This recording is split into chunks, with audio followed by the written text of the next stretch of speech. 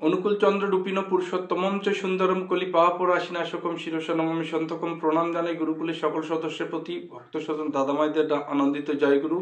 আজকের আলোচ্য বিষয় দেহ থেকে মৃত্যুর সময় আত্মা কোন পথে বেরিয়ে যায়, এই আলোচ্য বিষয়ের উপরে আমার আজকের আলোচনা। আপনারা অনেকেই জানেন যে মানুষের শরীরে ষটচক্র 6টা স্থান আছে। মৃত্যুর সময় আত্মা এই ষটচক্র দিয়ে বেরিয়ে যায়। ষটচক্র প্রথমে মূলাধার, স্বাধিষ্ঠান, মণিপুর, অনাহত, বিশুদ্ধাক্ষ, ভ্রমরগুপা, যেটা চৈতন্য দেশ বা চৈতন্য জগৎ বলা হয়। এই ষটচক্রের মধ্যে প্রথমে ধরেন যে মূলাধার, এই মূলাধার হচ্ছে বায়ুপথের ওইখানে সেই চক্রটা অবস্থিত। যেসব ব্যক্তিরা স্বার্থকেন্দ্রিক হয়, আত্মকেন্দ্রিক, তাদের মৃত্যুর পরে ওই মূলাধার চক্র দিয়ে আত্মা বেরিয়ে যায়। তাদের মৃত্যুর সময় বা পূর্বে মলমূত্র ত্যাগ হয়। মৃত্যুর পরবর্তীতে তাদের জন্ম খারাপ জন্ম, নিকৃষ্ট পশুজনিতে তাদের জন্ম হয়। আবার স্বাধিষ্ঠান চক্রের মধ্যে ওই রকম ব্যক্তিদের মৃত্যু হয় যারা সবসময় কাম চরিতার্থ ধান্দায় থাকে। সেই স্থানটা লিঙ্গমূলের এখানে, স্ত্রী পুরুষ যাই হোক, তাদের লিঙ্গমূলের ওই স্থানে সেই চক্র, স্বাধিষ্ঠান চক্র। মৃত্যুর সময় তাদের আত্মা ওই স্বাধিষ্ঠান চক্র দিয়ে বেরিয়ে যায়।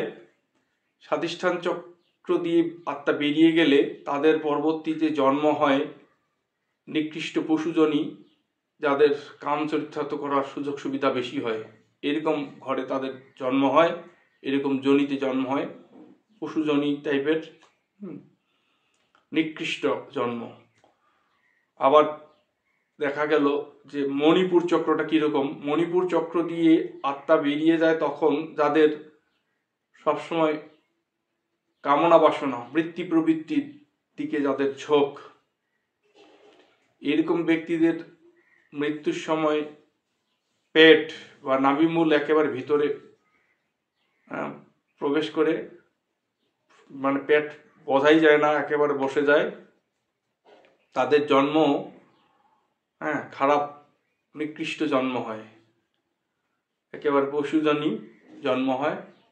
এরপরে অনাহত চক্র, যাদের দান ধ্যান করার অভ্যাস, যেসব ব্যক্তিরা দান ধ্যান করে স্বতঃস্ফূর্তভাবে, একটু ধর্মপ্রাণ মনোভাব, দয়া দাক্ষিণ্য ভাব, তো তাদের মৃত্যুর পরে তাদের যে আত্মাটা সেই অনাহত চক্র দিয়ে বেরিয়ে যায়।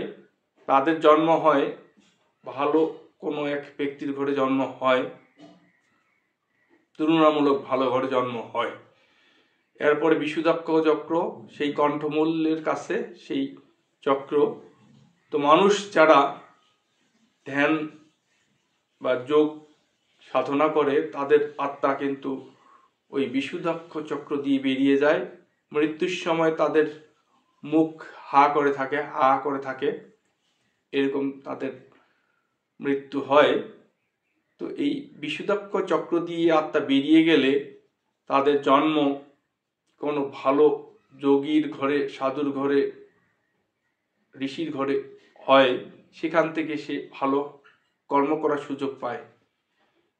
এর উপরে আজ্ঞাচক্র, 2 ভুরুর মাঝখানে আজ্ঞাচক্র, থাটাই বলা হয়, তেসরা তিল বলা হয়, থাটাই চক্র। এই থাটাই চক্র কি, এই চক্র দিয়ে আত্মা বেরিয়ে যায় তখন যখন মানুষের সাধনা চরম স্থানে পৌঁছায়, যখন মানুষ সাধনায় সর্বদাই নিজেকে নিয়োজিত রাখে। মৃত্যুর পরে তাদের ওই চক্র দিয়ে, আজ্ঞাচক্র দিয়ে প্রাণবায়ু বেরিয়ে যায়, আত্মা বেরিয়ে যায়। তো এরকম হলে পরে একেবারে তাদের মোক্ষপ্রাপ্তির কাছাকাছি পৌঁছায়, মানে আরোতর ভালো ঘরে জন্মগ্রহণ করে, বেটার প্লেসে জন্মগ্রহণ করে, সাধু ঋষির ঘরে। এর উপরে ভ্রমরগুপা, চৈতন্য দেশ, যেটাকে এই স্থানে অবস্থিত। তো এই স্থান দিয়ে যদি প্রাণবায়ু বেরিয়ে যায় তাহলে ওই ব্যক্তির আর জন্ম হয় না, পুনর্জন্ম হয় না, সে বৈকুণ্ঠ ধাম বা ঈশ্বর প্রাপ্তি, মোক্ষ প্রাপ্তি হয়ে যায়। তো যারা আমরা নিঃস্বার্থভাবে এই জাগতিক জগতে, জড় জগতে কর্তব্য কর্ম করতে পারি, যাদের কামনা বাসনা থাকে না, সংসারে থেকেও সংসার আমাদের না থাকে, তাদের ওইরকম মৃত্যু হয়, আত্মা ওই ভ্রমরগুপা দিয়ে বেরিয়ে যায়, তখন তার আর পুনর্জন্ম হয় না, মোক্ষ প্রাপ্তি হয়। আসেন ভক্ত সকলে নিষ্কামভাবে ঈশ্বরের, ভগবানের, গুরুর আরাধনা করার চেষ্টা করি, তাহলে আমাদের প্রত্যেকের ওইরকম মৃত্যু হয়ে আসবে। আসুক প্রত্যেকের এরকম মৃত্যুর সময় আসলে পরে এই আমার ঐকান্তিক আশা প্রার্থনা। সবাইকে অন্তরস্থলিতে আনন্দ। জয় গুরু।